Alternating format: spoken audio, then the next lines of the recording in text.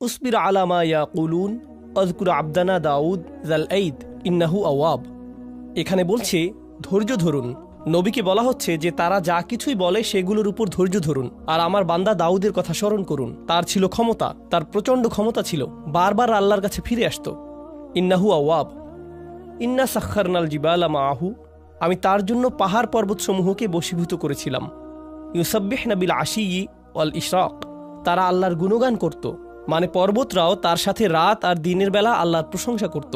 অত্তয়রা মাহশুরত, আর পাখিরাও তার চারপাশে ভিড় জমাত। কুল্লুল্লাহু আওয়াব, তারা বারবার তার কাছে ফিরে আসত। ওয়াশাদাদনা মুলকাহু, এই জায়গাটাতে আমাদের আলোচনার বিষয়বস্তু। আর আমি তাকে দিয়েছিলাম, তার রাজত্ব শক্তিশালী করেছিলাম। ও আতাইনাহুল হিকমা, আর তাকে দিয়েছিলাম হিকমত। যেহেতু আমাদের আলোচনাটাই হলো হিকমতের, তাই না?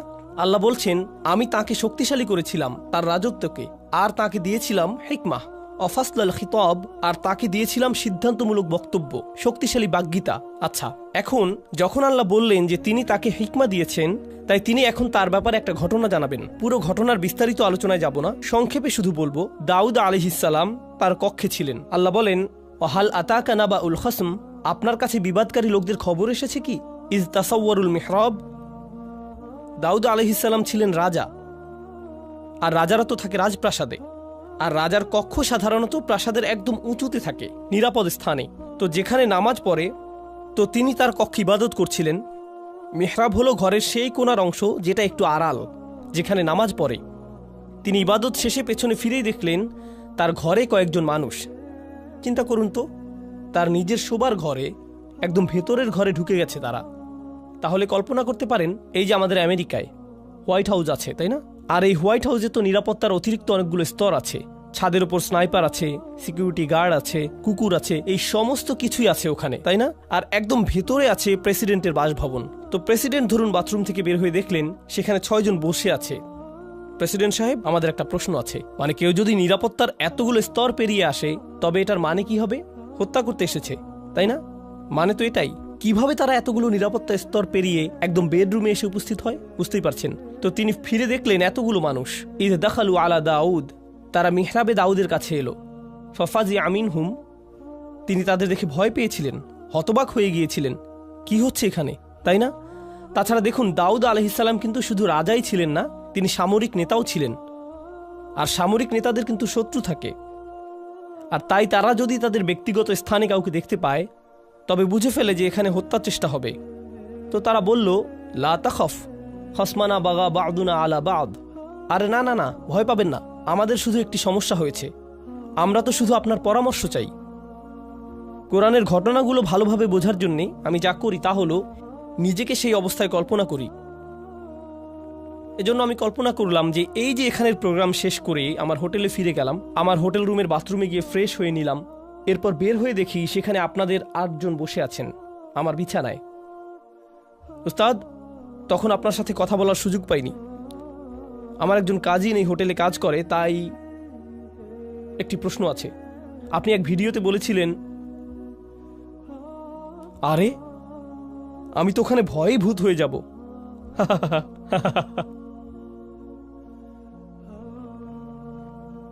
বুঝতে পারছেন কিরকম ভয়ের পরিস্থিতি হবে সেটা? আর সেই অবস্থায় আমি কি ভাবছি, আপনাদের উত্তর দেব নাকি রুম থেকে বের করে দেব, পুলিশ ডাকবো নাকি নিজে দৌড়ে পালাবো? আমার মাথায় যেই জিনিসটি কখনই আসবে না তা হলো, আরে আরে আরামে বসুন, হ্যাঁ সুন্দর, নিজের ঘর মনে করেই বসুন না আপনারা, কোনো সমস্যা নেই। কি খাবেন, চা নাকি কফি? হ্যাঁ ওখানে বসুন, জুতো ওখানে, হ্যাঁ সুন্দর। অলা তুস্তিত ওয়াউহদিনা ইলা সাওয়া আস-সিরাত, তো তারা বলল আপনি কি আমাদের মধ্যে বিচার করে দেবেন? ভুল উত্তর দেবেন না কিন্তু, এমনটাই তারা বলল। লা তুস্তিত, আজে বাজে উত্তর দেবেন না। এরপর বলল আমাদের সঠিক পথ দেখান। ইনি হলো আমার ভাই, তার 99টি ভেড়া আছে, আমার আছে একটি। ফাকাল আকফিলনিহা, আর সে বলছে তোমার ভেড়াটিও আমাকে দিয়ে দাও।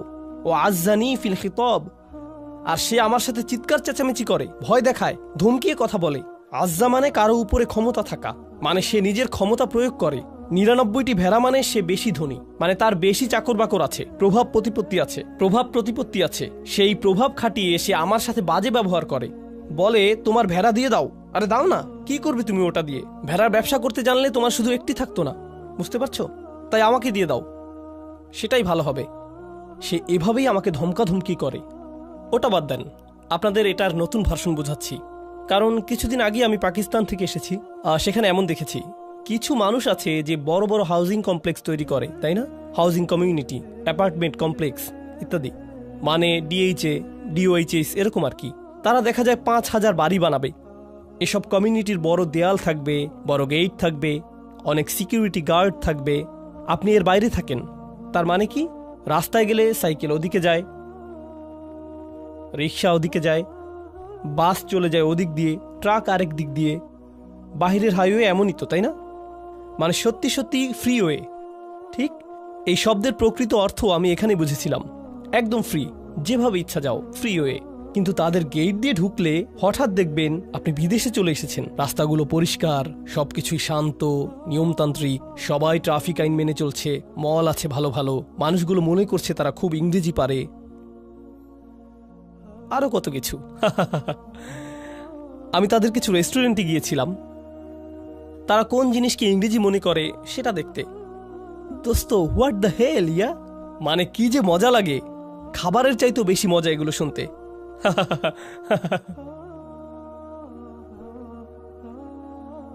আচ্ছা, তো কোরআনে ফিরে যাই। তো তারা যা করে তা হলো এসব হাউজিং সোসাইটি বানায়, কিন্তু তার মধ্যখানে একজন থাকে খুবই পুরনো জীর্ণ শীর্ণ একটা বাসা নিয়ে। সে এটা বিক্রি করবেই না, তার জমি বিক্রি করার কোনো ইচ্ছেই নেই।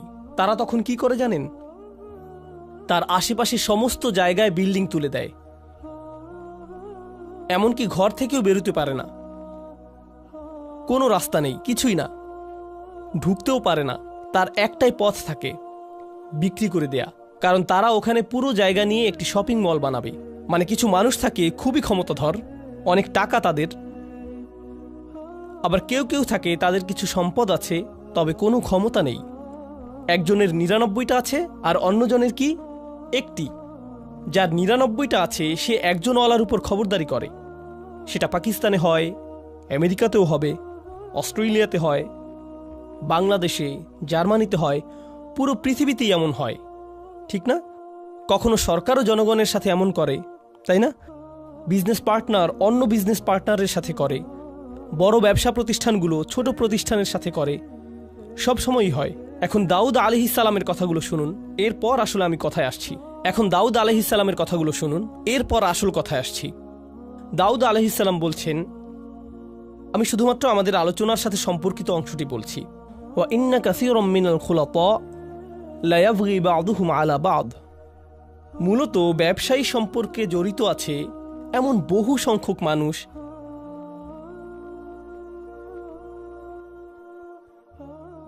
আর প্রেক্ষাপট থেকে বুঝতে পারছেন যে কে কার সাথে জুলুম করছে। যার কাছে বেশি আছে সেই দেখা যায় তুলনামূলক দরিদ্রের সাথে জুলুম করে, ঠিক কিনা? আর যার ক্ষমতা আছে সে অন্যদের ভয় দেখায়। এটা সবখানেই হয়। খুলাতা এর মূল অর্থ হলো যেসব মানুষের জীবন একে অন্যের সাথে জড়িত। যেমন ধরুন পরিবার, তাই না? তো ধরুন কোনো এক পরিবারে একজন পিতা আর 6 জন পুত্র আছে, ঠিক আছে? এক পুত্র অন্যদের চাইতে বেশি ধনী আর রাজনৈতিক কানেকশনও আছে, বাকি ভাইদের এমনটা নেই। অথবা দুজনের এরকম আছে, বাকি 4 জনের নেই। এখন উত্তরাধিকার সম্পদ গ্রহণের সময় আসলে বুঝতেই পারছেন কারা কারা তাদের অংশ সঠিকভাবে পাবে না, তাই না? কারণ যাদের ক্ষমতা আছে তারা যাদের ক্ষমতা নেই তাদের সরিয়ে দেবে, কিংবা তাদের হয়তো কিছুই দেবে না, ঠিক কিনা? তো এই ধরনের জিনিস তো ঘটেই। তাই দাউদ আলাইহিসসালাম বলছেন, অনেক ক্ষেত্রেই যেসব মানুষ একে অন্যের সাথে সংযুক্ত তারা একে অন্যের ক্ষতি করে থাকে। ঠিক এই বক্তব্যটা দিলেন তিনি। এরপর বললেন, ইল্লাল্লাযীনা আমানু ওয়া আমিলুস সলিহাত ওয়া কলিলুম মা হুম।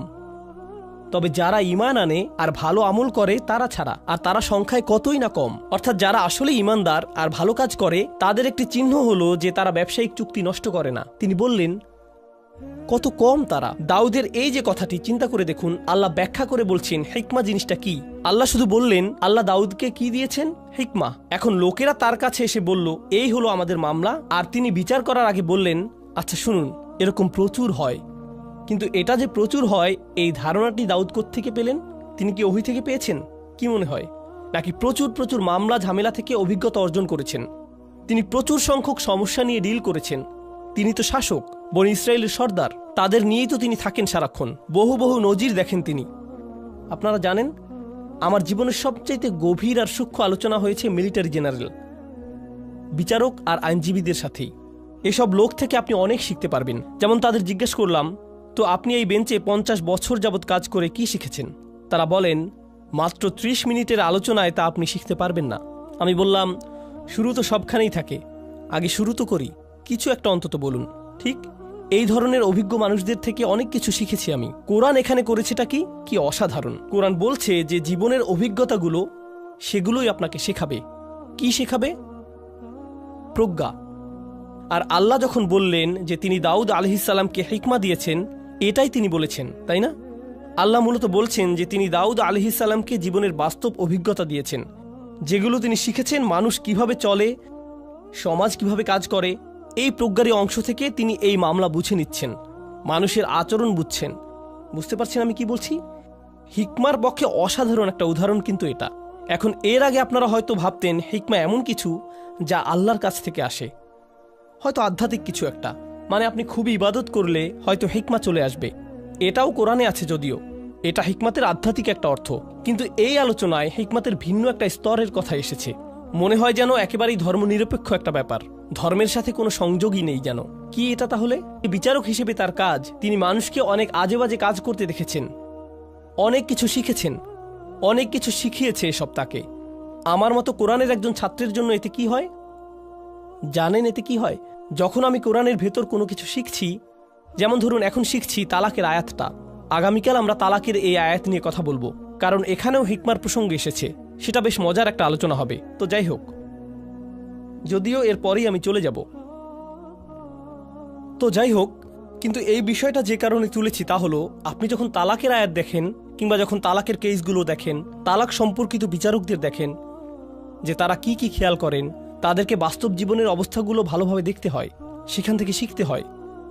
তাই যখন আমি তালাকের আয়াত পড়ি, তখন আমি সত্যি সত্যি একজন ডিভোর্স অ্যাটর্নির সাথে কথা বলি, ম্যারেজ কাউন্সিলরদের সাথে কথা বলি, মনোবিজ্ঞানীদের সাথে কথা বলি, তালাকের অভিজ্ঞতা আছে এমন লোকদের সাথেও কথা বলি। বুঝতে পারছেন? এর কারণ এই আয়াতগুলো বুঝতে যেই হিকমা প্রয়োজন সেটা তাদের আছে। কি ধরনের হিকমা আছে তাদের? জীবনের অভিজ্ঞতা। খোদ কোরআনেই দাউদ আলাইহিসসালামের মাধ্যমেই হিকমার এই ধরনকে স্বীকৃতি দেওয়া হয়েছে। দাউদ আলাইহিসসালামের হিকমা মূলত হলো জীবনের অভিজ্ঞতা। তো আমি যা বলছি তা হলো, কোরআন হিকমার সংজ্ঞায় বেশ বিস্তৃত পদ্ধতি নিয়েছে, আর আমরা এই সবগুলো উদাহরণ দেখব। হিকমার নতুন একটা দৃশ্য সম্পর্কে জানব। যেমন আপনাদের দাদা দাদিরা কিন্তু নিজেদের জীবনের অভিজ্ঞতা থেকে অনেক কিছুই শেখাতে পারেন। আমাদের সমাজের মুরব্বীরা তো হলেন হিকমার পুকুর, অথচ কেউ পাত্তা দিচ্ছে না। কি কি শিখলেন জীবন থেকে? এভাবে জিজ্ঞেস করে আমরা উপকার নিচ্ছি না তাদের থেকে। বিভিন্ন পেশার মানুষ আছেন যারা জীবন থেকে কত কিছু যে শিখেছেন, কত কিছুই না দেখেছেন। যেমন একটি হিকমতের কথা আপনাদের বলবো, যেটা আমার পক্ষে জানা অন্যভাবে সম্ভবই ছিল না। নেভির একজন জেনারেলের সাথে আমার একবার দেখা হয়েছিল। আমি বলবো না কোন নেভি, কিন্তু তাদের সাথে দেখা করেছি। সেই সময় আমি সূরাতুর রহমান নিয়ে গবেষণা করছিলাম। আর সূরা রহমানে আল্লাহ বলেন, মারাজাল বাহরাইনি ইয়ালতাকিয়ান বাইনাহুমা বারযাখুল লা ইয়াবগিয়ান, তাই না? তিনি দুটো সমুদ্রের কথা বলেছেন, যেই দুটো সমুদ্র মিলিত হয়। তার সাথে তিনি মুক্ত আর প্রবালের কথা বললেন। এরপর তিনি পাড়ি দেয়া জাহাজের কথা বললেন, লাহুল জাওয়ারিল মুনশাআতু ফিল বাহরিকাল আলাম। ঠিক এরপরেই তিনি বলেন, কুল্লু মান আলাইহা ফান, সবাই মারা যাবে, সবাইকে মরতে হবে। তো তিনি সাগর নিয়ে কথা বললেন, মৃত্যু নিয়ে কথা বললেন। আমি সবসময় ভাবতাম যে এখানে সাগর আর মৃত্যুর মধ্যে নিশ্চয়ই কোনো সংযোগ আছে। তাহলে যে সাগরেই জীবন পার করেছে তাকে জিজ্ঞেস করার চাইতে ভালো আর কি হবে? তাই আমি সেই জেনারেলকে জিজ্ঞেস করলাম, আপনি তো পুরোটা জীবন সাগরে পার করেছেন, এই আয়াত সম্পর্কে বলুন তো, এটা পড়লে আপনার কি মনে হয়? তিনি বললেন, শুনুন, যখন জাহাজ ডকইয়ার্ড ছেড়ে যায়, সেই নাবিক যখন জাহাজের ডেকে থাকে, তখন এমন একটা দিনও যায় না যে সে ঘুমোতে যাবার পূর্বে বা ঘুম থেকে উঠে প্রথমেই মৃত্যুর কথা মনে করে না। কারণ আপনি হয়তো ভাবছেন আশেপাশে পানি, কিন্তু সে সারাক্ষণই মৃত্যুই দেখতে পাচ্ছে। যে কোনো সময় সুনামি আসতে পারে, জাহাজ নষ্ট হতে পারে, কোনো কিছু আক্রমণ করতে পারে, কিছু একটা হয়ে নিচে ফুটো হয়ে যেতে পারে, মানে যে কোনো কিছুই হতে পারে। ঠিক তো তারা সারাক্ষণই মৃত্যুকেই যেন দেখছে। যে লোক তার জীবন সাগরে পার করে দিয়েছে, তার কাছ থেকে এই প্রজ্ঞা না পেলে আমি কিন্তু কখনোই সাগর আর মৃত্যুর মাঝে এই যে অসাধারণ সূক্ষ্ম সম্পর্ক, সেটা ধারণাই করতে পারতাম না। তারাই কিন্তু একদম নিজের অভিজ্ঞতা থেকে বুঝিয়ে দিতে পারবেন ওর মধ্যে সম্পর্কের কথা। এই গুরুত্বপূর্ণ জিনিসটাই আমি চাচ্ছিলাম আজকে আপনাদেরকে বোঝাতে। এই যে হিকমা আর জীবনের অভিজ্ঞতার মাঝে সম্পর্কটি, এটা কিন্তু কোরআনেই আছে। পরের ঘটনাটি হয়তো বলার সময়ই পাবো না আজকে, আচ্ছা তবুও একদম সংক্ষেপে বলি। এই দ্বিতীয় ঘটনাটি হলো আধ্যাত্মিক প্রজ্ঞা সম্পর্কিত, জীবনের অভিজ্ঞতা প্রসূত প্রজ্ঞা নয়। কি সম্পর্কিত? আধ্যাত্মিক হিকমা। তা কোরআন থেকে নয়, ওহী থেকে নয়, নবুয়ত থেকেও নয়, বরং সেটা আসছে লুকমানের উদাহরণ থেকে। আল্লাহ লুকমানকে হিকমা দিয়েছিলেন, কিন্তু সেই হিকমা কী ছিল? পুরো দুনিয়া সম্পর্কে চিন্তাভাবনা করার পর, জীবন নিয়ে ভাবার পর, একজন পিতা হবার পর যেই হিকমা লুকমানের এলো, তা হচ্ছে আপনাকে শুধু শুকরগুজার হতে হবে। আনিশকুরলিল্লাহ, শুকরগুজার হতে হবে আপনাকে। এখন যে কোনো বাবা মাই কিন্তু এটা জানেন জীবন কি সহজ নাকি কঠিন। জীবন অনেক কঠিন। জীবনের প্রত্যেক ধাপই নিজস্ব এক কাঠিন্য নিয়ে আসে। সন্তান প্রতিপালন আরেক ধরনের কঠিন কাজ। বাচ্চাদের যখন বয়স বাড়ে, তাদের প্রত্যেক বয়সে জীবন নতুন নতুন জটিলতা নিয়ে হাজির হয়। আপনি ভাবছেন এখনই সবচাইতে কঠিন ধাপ, কিন্তু পরের বছর ভাবেন আরে এই বছর তো আরো অনেক কঠিন। আপনি যখন ডায়পার বদলাচ্ছেন তখন বলেন হায় আল্লাহ, এই বাচ্চা এত ডায়পার কিভাবে নষ্ট করে, তাই না? কবে শেষ হবে এই কষ্ট? এই পিতামাতাই যারা একটা সময়ে ঘুমের অভাবে মরেই যাচ্ছিল, 2 ঘন্টা পর পর উঠতে হচ্ছে, ঢেকুর তুলে দিতে হচ্ছে, ন্যাপি পরিষ্কার করতে হচ্ছে, আরও কত কি। 19 বছর পর তারাই আবার বলেন যখন তোর ডায়াপার পরিষ্কার করতাম সেই সময়টা মিস করি, তখনই তুই ভালো ছিলি, আর এখন তো জ্বালা সহ্য করতে হয়। নতুন পরীক্ষা। লুকমানের জীবন খুব সহজ ছিল না। তার জীবনের অভিজ্ঞতাগুলো তাকে আধ্যাত্মিক এক প্রজ্ঞা দিয়েছেন। কি সেই আধ্যাত্মিক প্রজ্ঞা? আল্লাহর প্রতি কৃতজ্ঞ হও। আর তিনি বলছেন যেই কৃতজ্ঞ হবে, কি অসাধারণ হিকমা দেখুন, যেই কৃতজ্ঞ হবে সে মূলত কৃতজ্ঞ হয় কিসের জন্য? কি বলছেন তিনি? অমাইয়াশকুর ফা ইন্নামা ইয়াশকুরু লি নাফসিহি। যেই শুকরগুজার হবে সে তো নিজের কল্যাণেই শুকরগুজার হবে। ব্যাপারটা অসাধারণ। আমি যদি কৃতজ্ঞ বান্দা হতে পারি তাহলে জীবনে সেগুলোতে আটকে থাকবো না, সেগুলো নিয়ে দুঃখ পেতে থাকবো না।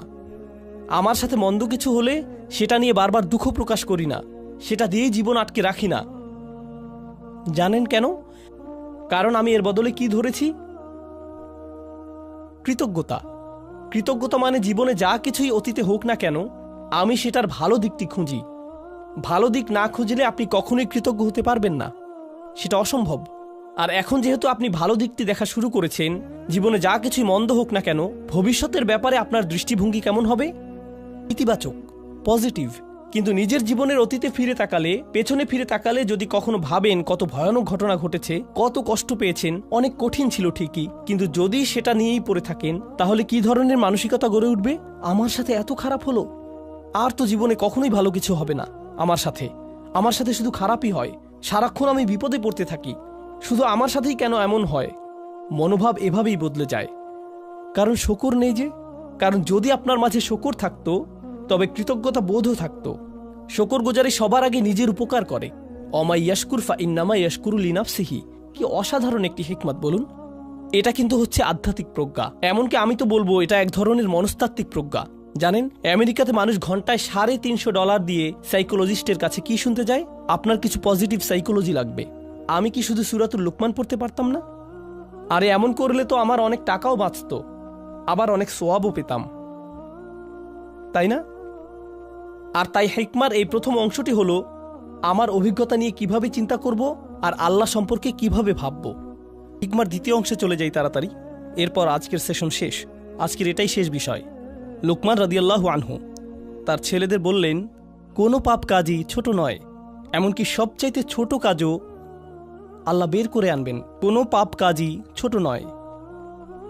আমি যেই মূল বিষয়টি বলতে চাচ্ছি তা হলো যে কোনো পাপ কাজই কি নয়, ছোট নয়, এমনকি মাইক্রোস্কোপিক লেভেলের কাজও নয়, এমনকি পাথরের ভেতরে থাকলেও আল্লাহ বের করে আনবেন। ইয়াতি বিহাল্লাহ, আল্লাহ খুবই সূক্ষ্ম, আল্লাহ খুবই সুনির্দিষ্টভাবে করেন। আপনার পাপ কাজকে কখনোই ছোট করে দেখবেন না।